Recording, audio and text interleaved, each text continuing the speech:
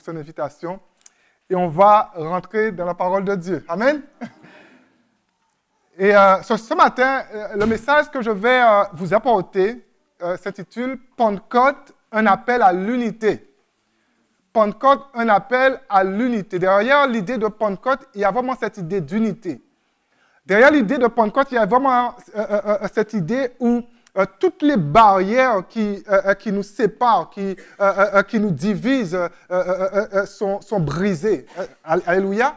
Il y a vraiment cette idée derrière la Pentecôte qu'il n'y a plus d'église camerounaise, il n'y a plus d'église congolaise, il n'y a plus d'église guadeloupéenne, il n'y a plus d'église asiatique, mais il y a cette idée en fait asiatique, chinois, japonais, congolais, guadeloupéens, français peuvent venir dans le même lieu pour adorer le Seigneur.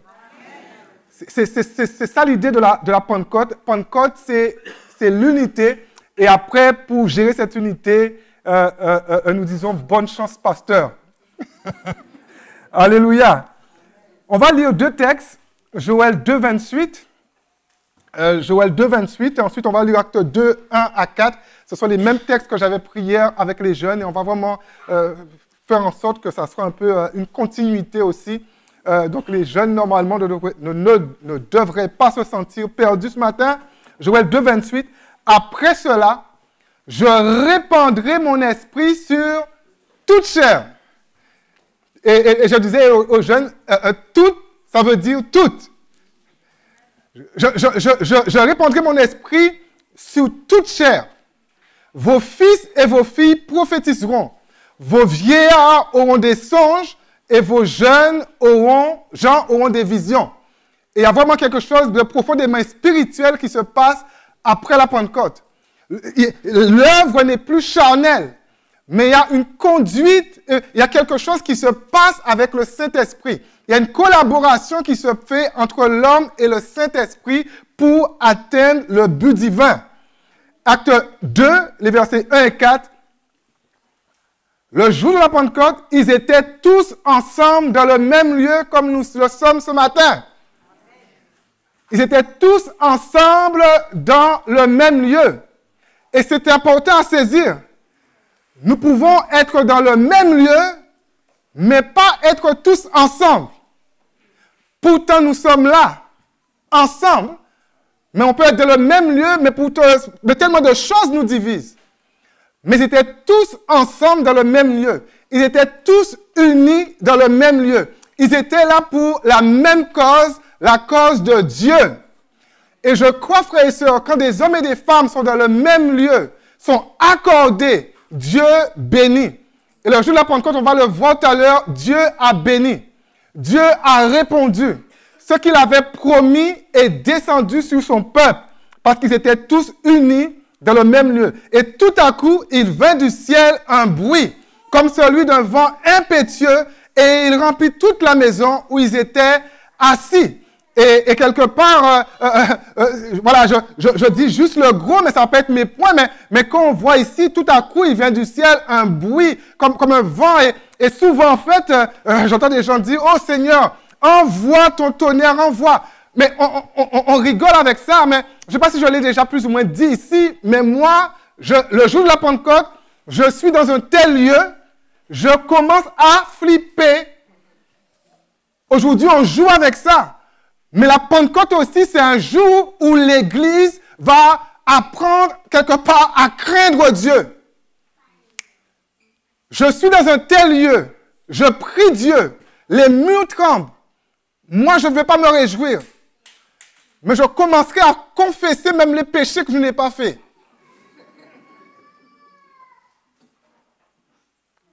Là, le jour de la Pentecôte, c'est un jour vraiment où la crainte de Dieu va réellement s'emparer de chacun. Des langues semblables à des langues de feu. Et le feu symbolise comme le jugement de Dieu. Leur apparurent, séparés les unes des autres, et se posèrent sur chacun d'eux. Et là, ils furent tous remplis. Ils furent tous remplis du Saint-Esprit et se mirent à parler en d'autres langues selon que l'Esprit leur donnait de s'exprimer. Que Dieu bénisse sa parole. Et aujourd'hui, ce n'est pas une surprise, mais nous allons rester dans la thématique de la Pentecôte. Ça va? J'aime bien le calendrier. Hein? Je ne suis pas en train de dire que la Pentecôte, c'est... Voilà, la date, elle est correcte. Mais c'est bien aussi de se rappeler de ce genre de choses. Alléluia. On avait reçu quelqu'un à l'église, une nouvelle église, et un jour, j'annonce, tel dimanche, nous allons avoir notre fête de Noël. Et là, je me retrouve convoqué par cette personne. Il y a des chrétiens qui convoquent le pasteur. J'étais convoqué. Et là, pasteur, la Noël, mais pourquoi on fête la Noël? C'est pas divin, ça. C'est pas biblique, c'est assez païen. Je lui ai dit, mais écoutez, mais si ce jour-là, nous pouvons témoigner de la vérité, même si le monde, en fait, témoigne un message tout à fait contraire. Moi, quand j'étais dans le monde, la Noël, en fait, c'était juste, en fait, pour sortir. Boîte de nuit. Mais si aujourd'hui, je peux emmener un autre message le jour de la Noël, mais gloire à Dieu. Vous avez il y a des gens, ils viennent à l'église une seule fois dans l'année, à la fête de la Noël. C'est vrai. Pour voir, en fait, leurs petits-enfants, pour voir leurs petits-neveux. Et si là, en fait, un jour, ils viennent et Dieu les touche. Je suis content d'être avec vous aujourd'hui pour la Pentecôte. Nous sommes pentecôtistes, et on le dit, mais nous devons être fiers de l'être. Mais il faut réellement saisir quelque chose. Je n'aime pas ce côté pentecôtiste quand ça devient quelque chose de dénominationnel. Je suis pentecôtiste, c'est mon mouvement. La Pentecôte, c'est une réalité. La Pentecôte, c'est quelque chose qui se passe. La Pentecôte, c'est vraiment accepter que Dieu nous visite. La Pentecôte, ce n'est pas un événement, ce n'est pas une date. Merci Seigneur pour aujourd'hui. Mais je vous encourage à vivre la Pentecôte tous les jours. À aller dans la présence de Dieu, vous laisser renouveler, vous laisser toucher, vous laisser restaurer, vous laisser relever par la présence, vous laisser remplir par Dieu tous les jours. C'est tous les jours. Ce que je veux dire, c'est que la Pentecôte doit se vivre dans notre vie tous les jours. Pourquoi? Parce que la Pentecôte, comme je l'ai dit, ce n'est pas un événement. J'ai été un événement et là, j'ai été baptisé de la Pentecôte. Je peux mettre, même sur ma Bible, j'ai la date sur ma Bible. Mais après quoi? Après quoi? J'ai été baptisé du Saint-Esprit, le pasteur a prié pour moi, j'ai eu des frissons, mais après quoi? Dis ton voisin, après quoi? Qu'est-ce qui se passe après? La Pentecôte, ce n'est pas un événement, mais c'est bien plus que ça. Nous voulons avoir cette assurance que dans chacune de nos rencontres, nous sommes visités. Chacune de nos rencontres, nous sommes renouvelés. Chacune de nos rencontres, il y a vraiment quelque chose qui se passe. Il y a l'action du Saint-Esprit parce que nous vivons dans l'unité. Et mon premier point, unis dans la prière. La Pentecôte, c'est un temps de prière. La Pentecôte, c'est un temps de supplication. La Pentecôte, c'est Dieu qui donne rendez-vous. C'est vraiment une convocation solennelle du peuple de Dieu. C'est Dieu qui donne rendez-vous à ceux qui l'aiment. Acte 1:4. Comme il se trouvait avec eux, il leur recommanda de ne pas s'éloigner de Jérusalem, mais d'attendre ce que le Père avait promis. Attendez, il y a un rendez-vous, il y a une rencontre. Ce que je vous ai annoncé, leur dit-il. Et c'est le Saint-Esprit. Et le jour de la Pentecôte, qu'est-ce qui va se passer? Que se passe-t-il? Ils sont tous ensemble dans le même lieu. Ils sont tous ensemble. Ils sont tous rassemblés ensemble. Ils sont unis dans cette chambre haute. Quel est ce lieu? C'est la chambre haute. Et réaliser quelque chose d'important ce matin. Et quand on parle de chambre haute, c'est vraiment ce lieu où on vient chercher la face de Dieu. La chambre haute, c'est pas ce lieu où on vient manger des cacahuètes, où on vient manger des pop-corn. C'est pas ce lieu où on vient quelque part s'amuser. La notion même de chambre haute, la chambre haute, quand on le lit, ils savent en fait qu'on va dans la chambre haute, c'est pour prier. Et d'ailleurs, il prétend en fait qu'il y avait même dans des maisons en fait des pièces qui étaient appelées chambre haute. Et quand il disait la chambre haute, on sait qu'on va dans cette chambre, c'est pour prier, rien d'autre. Et les 120, quand ils sont dans la chambre haute, c'est pour s'unir, c'est pour prier et rien d'autre. La Pentecôte devient possible parce qu'ils sont ensemble dans le même lieu. Et la notion d'église locale, et ça aussi, ça nous ramène aussi en 2025 à la notion d'église locale, à l'importance de la communauté, à l'importance de faire partie d'une église locale, dans cette époque, en fait, où l'église locale n'a plus de sens. Et depuis le Covid, cet aspect-là s'est décuplé. Il n'y a plus de notion d'église locale. On peut être à l'église, je fais partie de l'église locale, mais comment tu fais l'église locale? Oh non, dans mon lit, avec mon petit café, mon petit croissant, je suis l'église j'habite à Thionville, mais mon pasteur habite à Montréal, et c'est cool comme ça. J'habite à Metz, mais mon pasteur, c'est un Camerounais, il vit en Guadeloupe, et c'est bon comme ça. Frères et sœurs, l'église locale, c'est là où je peux venir physiquement avec mes frères et mes sœurs. Tout le reste est erroné. Tout le reste, c'est mensonge. Tout le reste, c'est diabolique. Bien sûr, le Covid, il y a eu des circonstances qui faisaient que c'est autre chose. Mais quand on peut venir, comme vous êtes ici ce matin, ne manquez jamais cela. C'est réellement, et je vais le dire, j'utilise le mot convocation, mais c'est vraiment une convocation. Une convocation, ce n'est pas une invitation. Mais une convocation, en fait, c'est on te dit, viens et tu viens. C'est une invitation, je décline. Mais une convocation, on ne décline pas. On est là. Alléluia, on est présent. La notion d'église locale. Écoute-moi, mon frère, ma soeur, comme je le dis, comme je l'ai dit tout à l'heure, la chambre haute, c'est ce lieu de prière. Mais dans la chambre haute que nous pouvons dire, cette chambre haute qui représente l'église locale aujourd'hui, je le disais aux jeunes hier, les absents, ceux qui ne croyaient pas que cette réalité de se trouver ensemble n'était pas quelque part essentielle, n'ont pas vécu la réalité de la Pentecôte. De la Pentecôte, les présents étaient bénis. Et les absents n'ont rien reçu. Ceux qui ont dit, oh non, mais c'est peut-être... Il y a des choses que nous pouvons vivre chez nous. Je ne dis pas non. Mais il y a des choses que nous ne pouvons pas vivre, que nous pouvons vivre qu'avec les frères et sœurs. Il y a des grâces qui tombent sur nous que dans la communion fraternelle, que dans l'église locale. La vie chrétienne n'est pas seulement personnelle, elle est aussi communautaire. C'est la communauté. Même si je ne suis pas en plein je suis pas en plein de mathématiques, mais je vais m'arrêter un instant sur Hébreux 10, 25. Hébreux 10, 25, peut-être on va dire, il est en train de nous manipuler, mais regarde dans la Bible.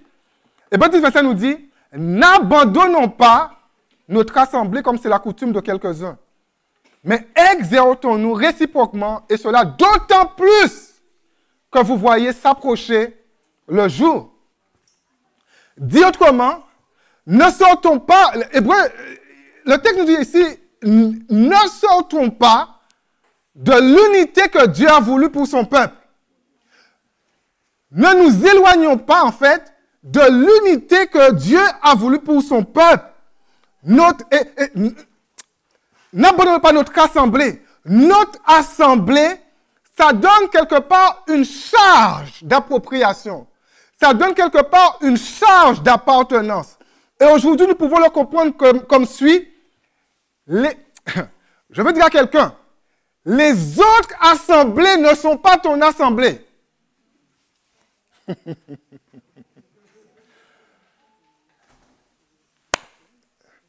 N'abandonnons pas notre assemblée.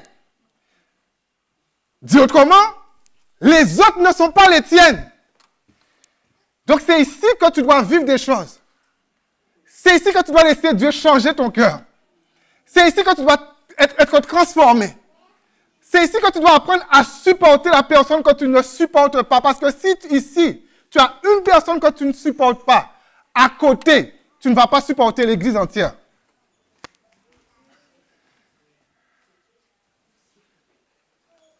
Hein? C'est ici. C'est ici ton assemblée. Les autres assemblées ne sont pas la tienne. Comprenez-moi ce matin. Alors que vous allez vivre l'unité du Saint-Esprit avec cette église, c'est ici que Dieu veut vous changer. C'est ici que Dieu veut vous guérir, veut vous transformer. C'est ici que Dieu veut vous restaurer. C'est ici que Dieu veut littéralement réparer, littéralement vous mettre en fait dans votre bon sens, pas ailleurs. Tellement de motifs pour... Ah, la sœur ne m'a pas dit bonjour. Le frère ne m'a pas dit bonjour. Mais ce que tu veux qu'il fasse pour toi, commence à le faire pour lui. Le frère qui ne t'a pas dit bonjour, dimanche prochain, il arrive à la porte de l'église. Tu te lèves. Bonjour, frère. Avec un grand sourire, pas un sourire hypocrite. Hein? Parce que ce qu'il ne fait pas pour toi, tu vas commencer à le faire pour lui. Il ne te dit pas bonjour. Bonjour, frère. Tu as même réservé une place à côté de toi. Mon frère, je veux suivre le culte aujourd'hui à côté de toi.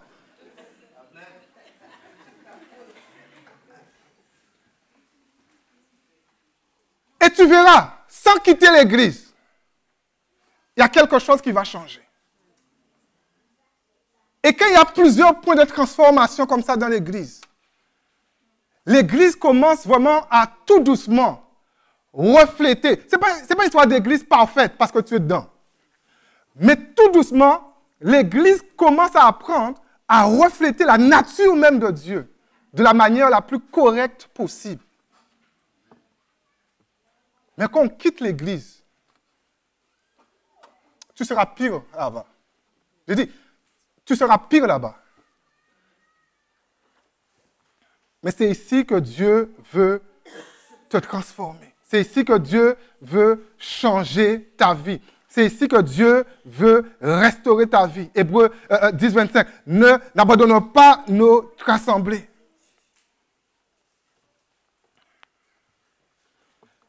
Nous n'allons pas peut-être explorer cela aujourd'hui.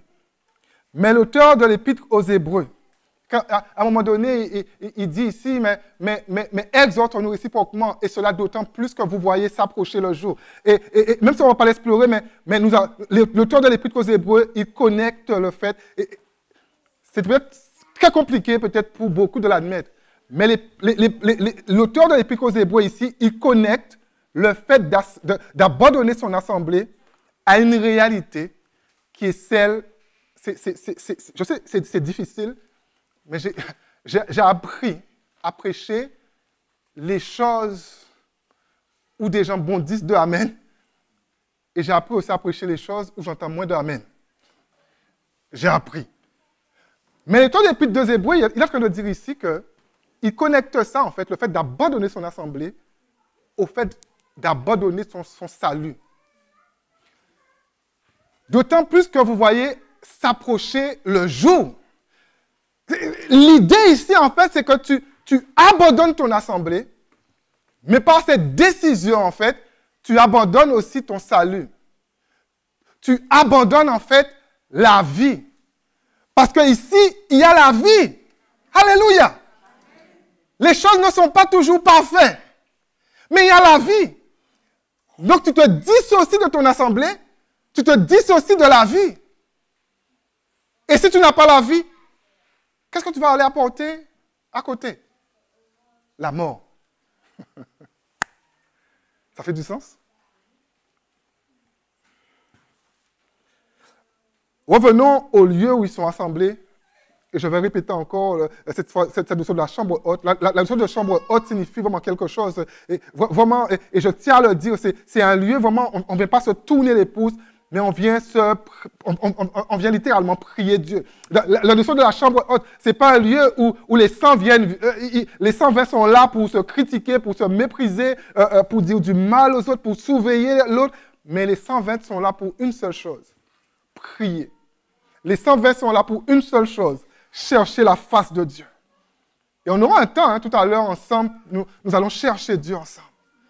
Et nous croyons que vraiment la grâce de Dieu va descendre sur chacune de nos vies.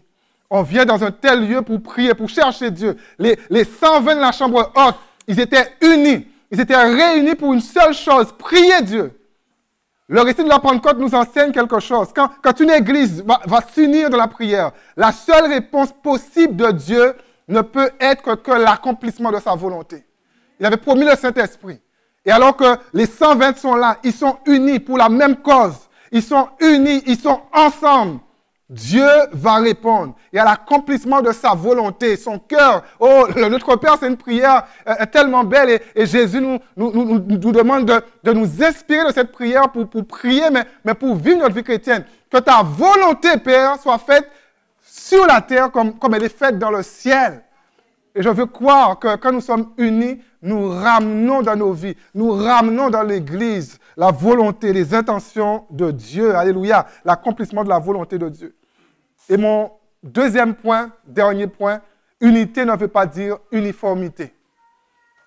Ou quelque part, pour chercher l'unité, je cherche à créer quelque chose et tout le monde est pareil. Tout le monde est pareil. Moi, je pense en fait, si ce pasteur Jean-Christophe était un pasteur Guillaume Fourré, vous vous ennuierez.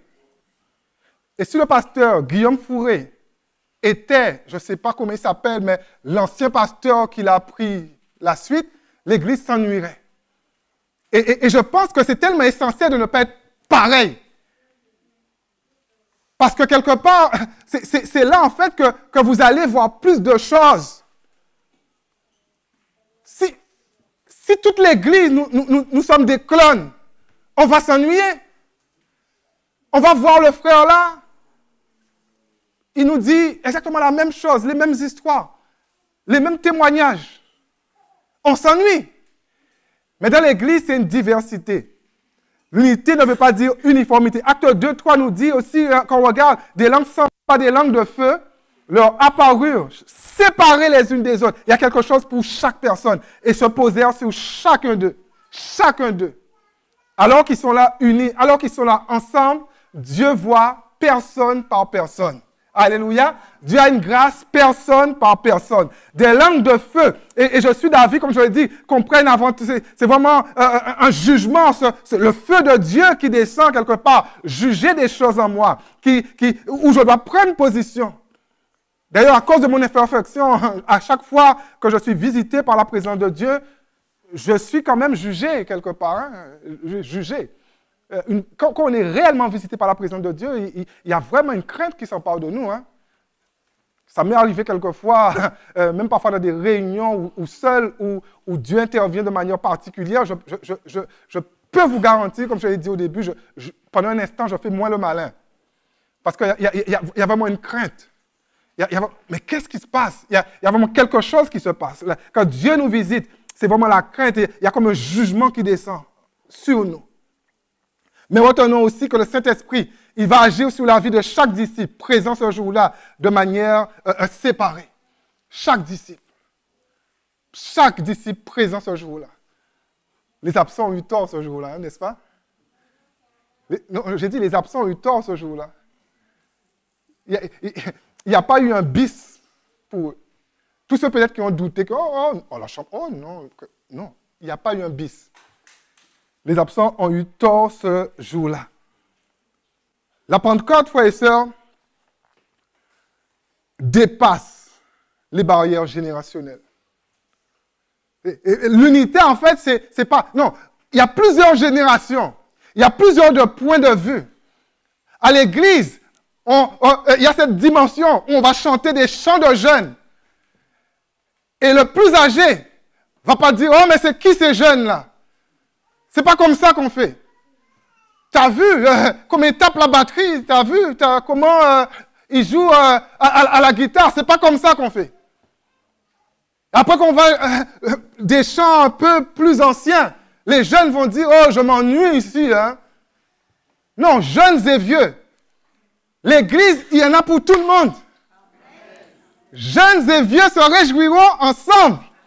Alléluia. Et c'est ça l'Église, où on arrive à trouver de l'unité, alléluia, où les jeunes arrivent à adorer, à louer Dieu sur des chants un peu plus anciens, mais où les plus anciens aussi arrivent à respecter une jeunesse et commencent à louer Dieu avec le chant de ces jeunes. Alléluia! Jeunes et vieux. Jeunes et vieux. La Pentecôte vient en fait pour briser toute barrière, dépasse les barrières générationnelles. Joël 2, 28 nous donne une indication qui est que toute barrière générationnelle est brisée quand la Pentecôte arrive. Ce que nous devons retenir, c'est que là où le Saint-Esprit agit, il n'y a plus de conflit entre générations. Parce que le Saint-Esprit met de l'ordre. Alléluia. Il n'y a plus de conflit de génération. Oh, tu as vu les jeunes, tu as vu... Écoutez, je ne peux pas demander à mon fils Timéo d'être comme moi. J'ai 40 piges. Timéo, à partir d'aujourd'hui, tu t'habilles comme papa. Hein? Mais il va me dire, mais papa, je ne suis pas un vieux. Hein? Il ne peut pas. Quelqu'un qui a joué de la batterie il y a 50 ans en arrière, mais ne venez pas demander aux jeunes qui a joué aujourd'hui de jouer comme vous. Il ne pourra pas. Je suis désolé. Il peut essayer, mais il ne pourra pas. Mais jeunes et vieux se réjouiront ensemble. Vous avez quelque chose? Je vais rester raconter une histoire. Vous avez le temps? Hein? Attends, je regarde. Attends, 1h30. Je me rappelle, en fait, longtemps en arrière, je discutais avec quelqu'un, en fait, qui, je ne sais plus quel instrument qu'il jouait. Et puis cette personne, en fait, m'a dit, en fait, j'étais pas pasteur, c'est pas ça. Il me disait, en fait, je me sens obligé, en fait, d'aller jouer de la musique avec mes amis du monde. Et là, je lui ai dit, mais explique-moi, qu'est-ce qui se passe? Il a dit oui. Parce qu'en fait, c'était la guitare. Et il me dit, en fait, parce qu'avec mes amis du monde, je fais des choses de fou à la guitare. Mais quand je suis à l'église, en fait, ça va être un peu plus monotone. Je ne suis pas guitariste. Mais j'ai compris, en fait, que finalement, je ne suis pas guitariste, hein, mais je pense que pour beaucoup, il y a des accords qui sont sanctifiés. Et il y a des accords qui ne sont pas sanctifiés. Et ce jeune-là, en fait, on lui demandait de faire des accords qui sont sanctifiés. Et lui, en fait, pour faire comme lui dans sa génération, il devait aller ailleurs. Et c'est dommage, frères et sœurs, que quand un jeune, en fait, doit aller dans le monde pour faire ce que finalement, peut-être, Dieu a mis sur son cœur, jouer de la guitare, jouer de la batterie, jouer de la basse, jouer... Mais est-ce qu'on ne peut pas parfois briser tous ces conflits générationnels et construire quelque chose ensemble? Alléluia! Une église dans laquelle le Saint-Esprit agit, et je crois que c'est le cas ici, est une église dans laquelle les bébés, les enfants, les ados, les jeunes, les adultes arrivent, malgré leurs différences, à faire une place pour que Dieu puisse s'exprimer. Alléluia! L'unité, il y a une place pour que Dieu s'exprime. L'évangile, la parole de Dieu ne change pas. Mais il ne faut jamais, aucune culture liée à une différence de génération soit imposée à l'autre. Jamais. La prophétie de Jérémie pouvait dire que pour un temps de restauration comme nous pouvons vivre aujourd'hui, Jérémie 31, 13, alors les jeunes filles se réjouiront de la danse, les jeunes hommes et les vieillards, toute génération, se réjouiront aussi. Je changerai leur deuil en allégresse et je les consolerai. Je leur donnerai de la joie après leur chagrin. Mais on voit là vraiment jeunes et vieux ensemble. C'est un constat que je vais dire qui peut-être ne vous touche pas. Mais dans beaucoup d'églises, mais ça ne touche pas ici, je suis content. Mais peut-être vous n'imaginez pas, mais dans beaucoup d'églises, il y a des jeunes qui ont grandi dans certaines églises. Et parfois, on ne se pose pas la question. On voit qu'on ne les voit pas. Mais le gros problème, c'est que, je suis moi-même pasteur, mais le gros problème, c'est que c'est comme si, en fait, j'aime cette image, en fait, on pêche du poisson, mais à un moment donné, ça ne mord pas. on n'allait pas attraper le poisson. Mais nous, finalement, la faute, elle est toujours la faute au poisson. Et si c'était la faute à celui qui tient la canne à pêche? Et dans beaucoup d'églises, on voit en fait des jeunes qui ont grandi dans l'église, qui sont là. Et à un moment donné, dans leur adolescence, dans leur jeunesse, ils quittent l'église. Ils s'en vont. Ils ont grandi, mais ils vont parce que jamais, quelque part, ils ne se sentent pas intégrés quelque part. Ils ne se sentent pas dans quelque chose qui peut les aider à s'épanouir.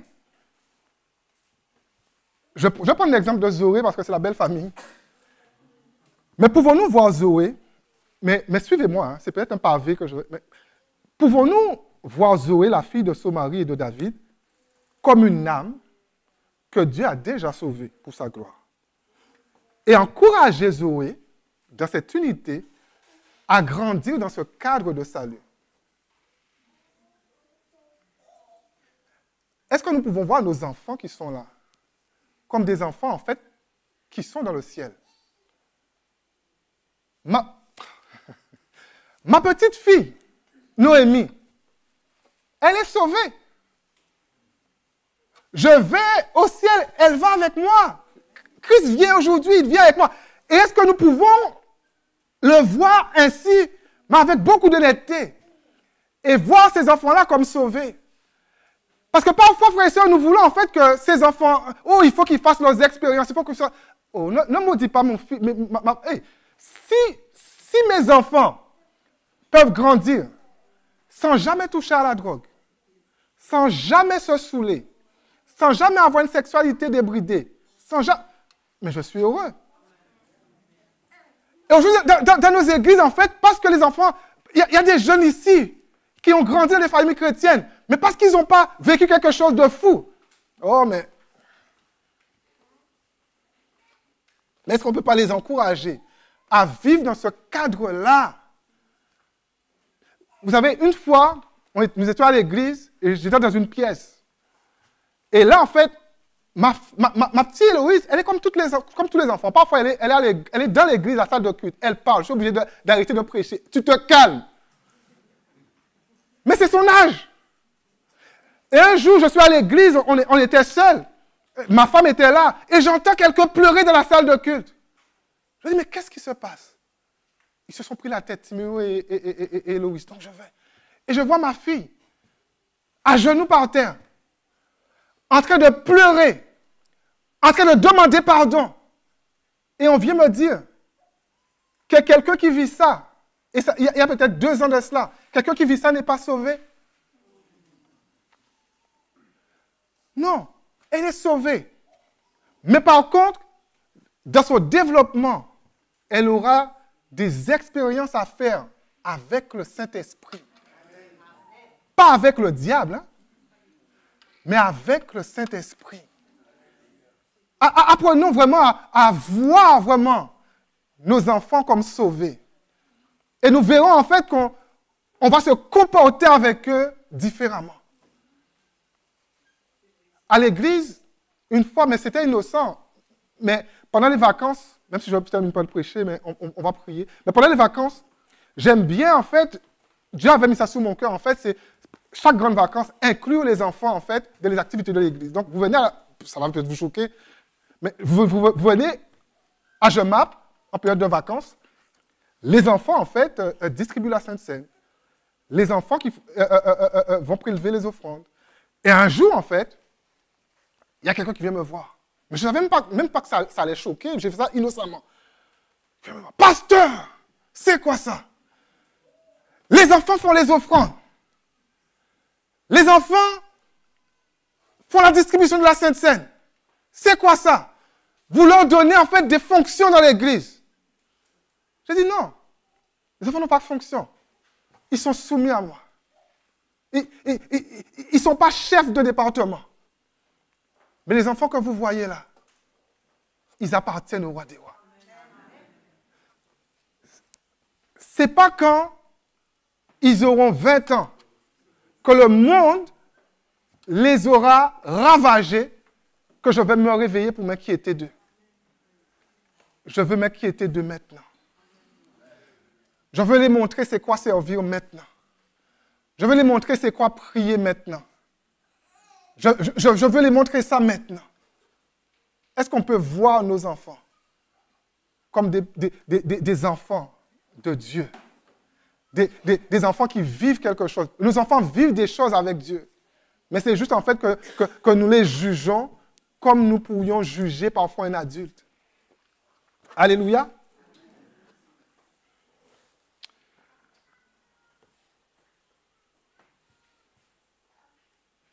Tout cela pour dire que la non-uniformité, c'est accepter de vivre ensemble une expérience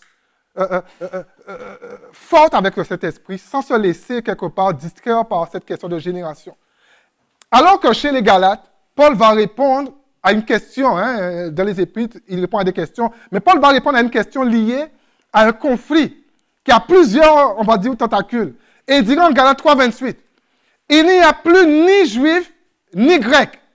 Il n'y a plus ni esclave, ni libre. » Il brise des barrières. Il n'y a plus ni homme, ni femme, car tous, vous êtes quoi? Un en Jésus. Vous êtes unis en Jésus. Frères et sœurs, posez-vous la question. Il n'y a ni juif, ni grec. Mais il me semble qu'un juif et un grec, ce n'est pas tout à fait pareil. Ils sont différents. Il n'y a pas d'uniformité. Un juif ne sera jamais un grec. Celui qui a un statut d'esclave n'est pas un homme ou une femme libre. Un homme n'est pas une femme. Mais l'apôtre Paul est en train de dire, n'essayez pas de vous uniformiser. Acceptez vos différences. Et dans l'unité, laissez le Saint-Esprit vous remplir afin que l'Église soit un témoignage dans toute la Galatie. Juifs, Grecs, Crétois, quelle que soit vos nationalités, Chinois, Japonais, Ivoiriens, Guadeloupéens, hey! Venez ensemble et laissez le Saint-Esprit vous remplir ensemble. Pas de barrière, unité dans la personne du Saint-Esprit, un en Jésus-Christ. Peu importe qui tu es, Dieu veut te remplir de sa présence afin que tu deviennes un témoin de ta génération. Alléluia. Afin que tu deviennes un témoin de ta génération. Pour accepter le fait que l'unité n'est pas de l'uniformité, nous devons accepter de regarder l'Église avec le regard de Dieu. Dieu voit des gens différents ici. Et nous, frères et sœurs, nous avons du mal en fait avec la différence.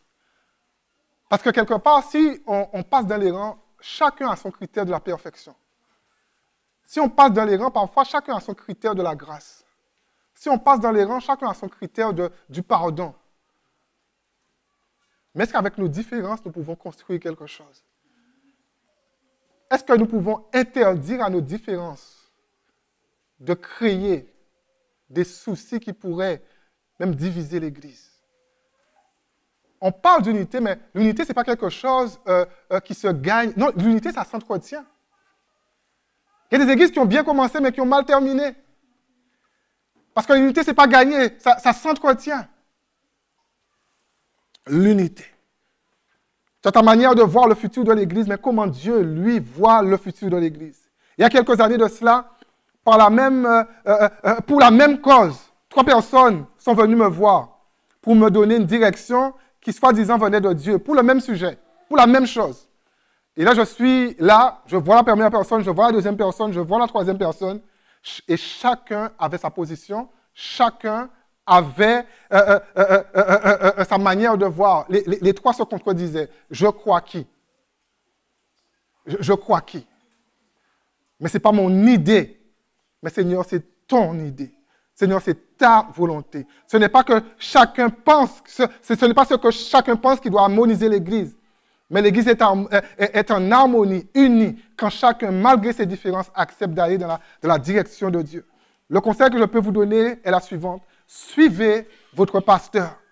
Il n'est pas parfait, mais uni. Si vous allez dans la présence de Dieu, avec lui, portez devant Dieu ce que Dieu a mis sur son cœur pour l'Église, vous serez bénis. Vous serez bénis. Vous serez bénis. Et je vais conclure en disant quelque chose de simple. Est-ce qu'on peut se lever ensemble un instant? Je vais peut-être même descendre devant vous, si je peux. La Pentecôte, en fait, on dit en fait que c'est un temps de prière, là où Dieu va envoyer son Saint-Esprit. Et je voudrais vraiment aimer ensemble que nous puissions prier. Et la Pentecôte, en fait, c'est un moment où Dieu va envoyer son Saint-Esprit. On parle de baptême du Saint-Esprit. Et ceux qui sont peut-être là pour la première fois, pour ne pas peut-être les choquer, le baptême du Saint-Esprit, ça s'exprime pour nous pentecôtistes dans le parler en langue. Littéralement, c'est notre langue spirituelle. Et on va prier. Et ceux qui sont baptisés dans le Saint-Esprit, priez dans votre langue spirituelle. Et ceux qui ne le sont pas encore, croyez que Dieu peut vous baptiser maintenant. Alléluia. Vous savez, le jour de la Pentecôte, ce n'est pas un jour où les chrétiens sont là et disent « je vais juste subir ». Mais c'est un jour où on prie, où on cherche. Alléluia. On va élever nos voix un instant. Alléluia. On va élever nos voix un instant, on va prier. On va chercher la face de Dieu. On va nous unir. Et nous voulons vivre une Pentecôte dans chacune de nos vies. Seigneur mon Dieu,